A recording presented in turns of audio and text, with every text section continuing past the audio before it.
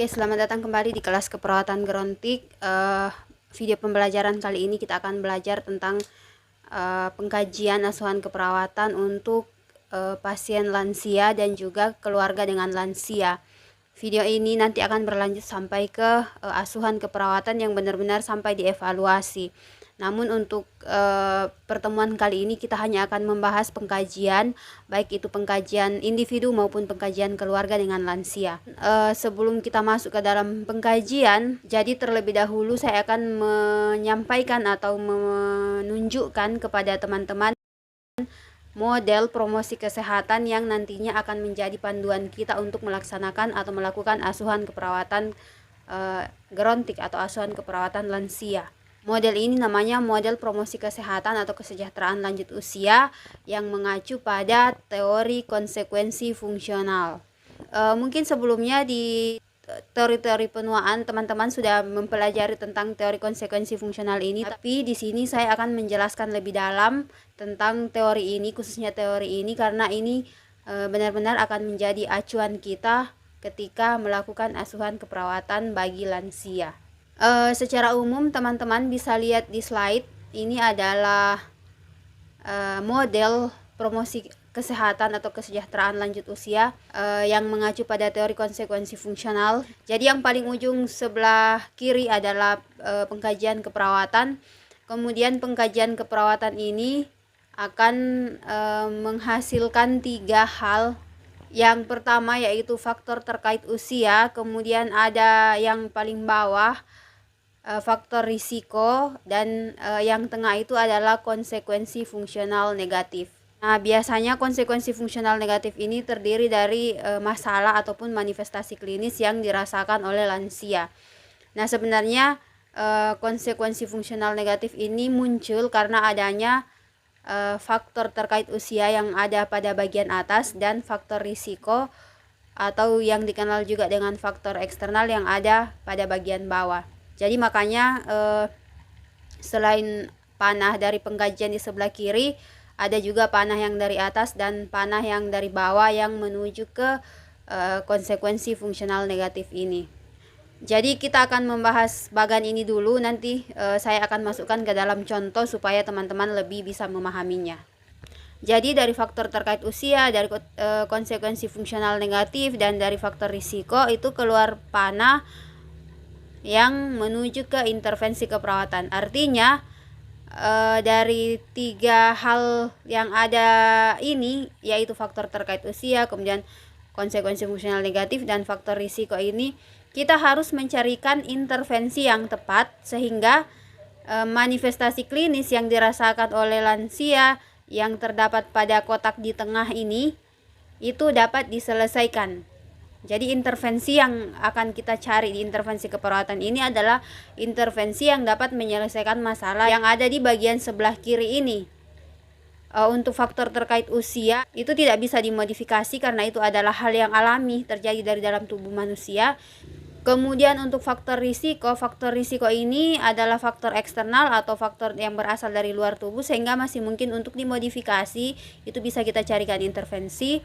Kemudian konsekuensi fungsional negatif di sini yang pada umumnya berisi manifestasi klinis yang dirasakan oleh lansia itu dapat kita atasi dengan intervensi yang akan kita pilih ini. Jadi penting bagi kita untuk menemukan intervensi yang tepat untuk menangani masalah-masalah yang ada di sebelah kiri ini. Nah, setelah dilakukan intervensi itu akan keluar panah menuju ke kotak yang paling kanan, yaitu konsekuensi fungsional positif atau output dari apa yang sudah kita lakukan di intervensi ini. Jadi konsekuensi fungsional positif di sini artinya masalah di konsekuensi fungsional negatif sudah teratasi. Jadi saya akan memberikan satu contoh ya, yaitu dari fungsi digesti dan nutrisi. Dan dari fungsi digesti dan nutrisi ini saya akan mengambil satu masalah, yaitu konstipasi. Jadi saya tidak bisa menyampaikan keseluruhan fungsi-fungsi dari lansia karena itu terlalu banyak. Saya hanya akan memberikan satu contoh saja dan mudah-mudahan dari contoh ini teman-teman bisa memahaminya. Jadi ini adalah bagian model promosi kesehatan mengacu pada teori konsekuensi fungsional untuk fungsi digesti dan nutrisi khususnya pada masalah konstipasi pada lansia. Nah, pada bagian ini tidak dimunculkan pengkajiannya langsung pada faktor terkait usia, kemudian faktor risiko dan konsekuensi fungsional negatifnya. Namun perlu saya sampaikan di sini bahwa untuk masalah dengan konstipasi ini yang perlu kita kaji adalah intake makanannya seperti apa, pola makannya seperti apa, kemudian intake cairan seperti apa, dan kita juga perlu mengkaji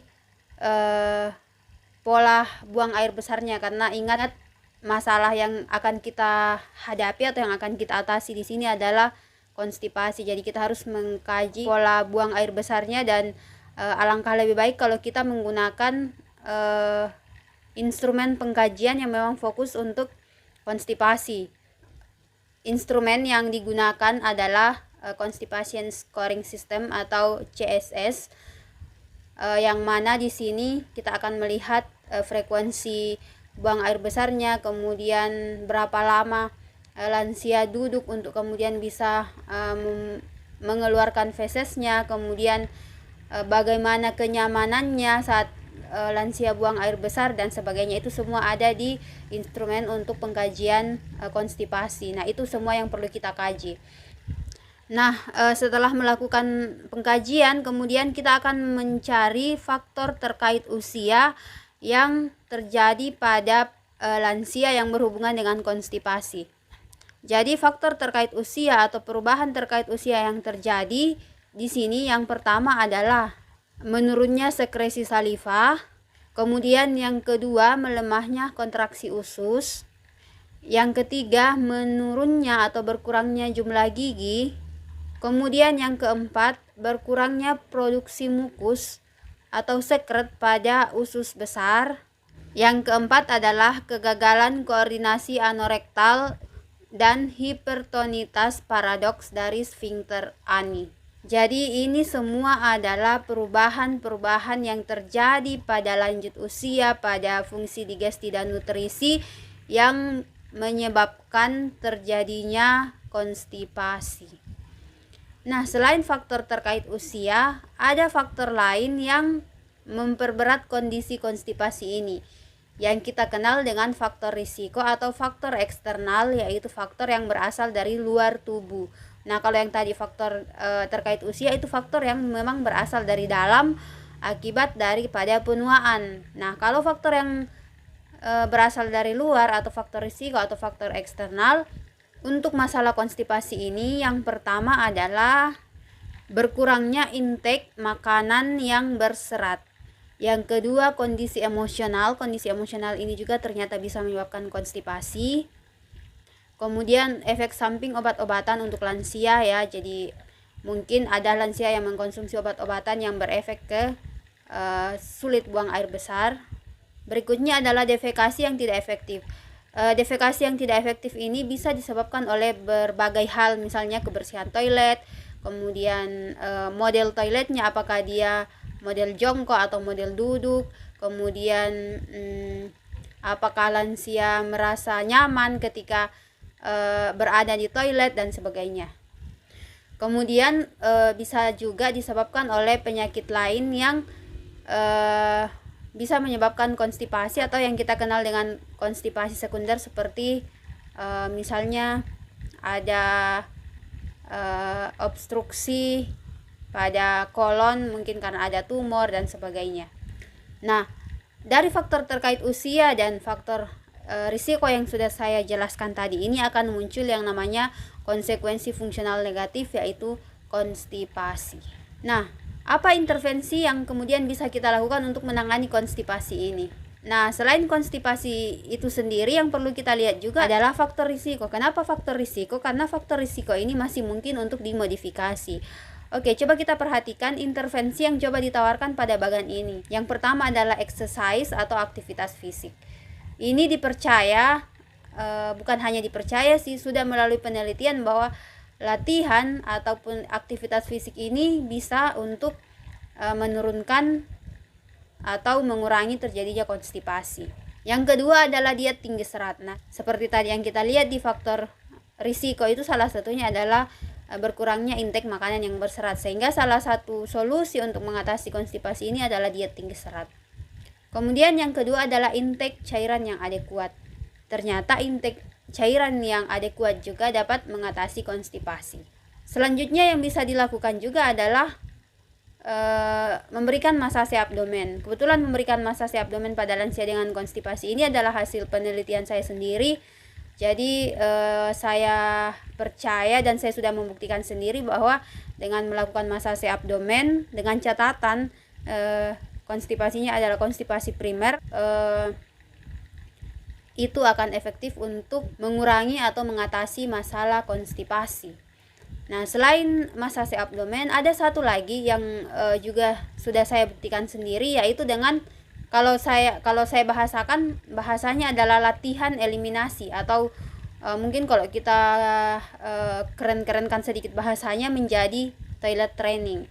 Jadi tujuan dari toilet training ini sebenarnya adalah untuk defekasi yang efektif. Jadi di toilet training ini kita akan melatih atau membiasakan lansia untuk pergi ke toilet di waktu-waktu tertentu.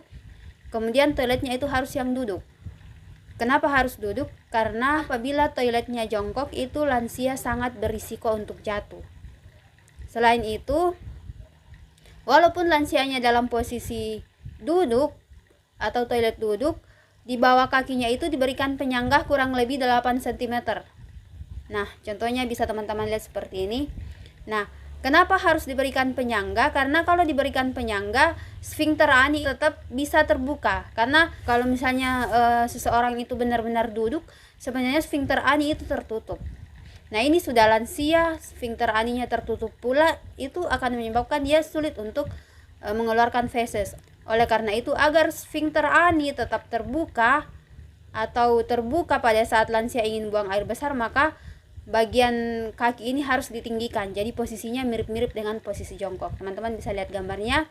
Jadi itu adalah salah satu cara efektif untuk mengatasi konstipasi pada lansia, dan itu sudah saya buktikan sendiri karena itu adalah hasil penelitian saya juga. Selanjutnya adalah kolaborasi ya. Di sini kolaborasi yang dapat kita lakukan adalah pemberian laksatif. Nah, itu adalah daftar intervensi yang dapat kita lakukan untuk mengatasi konstipasi pada lansia.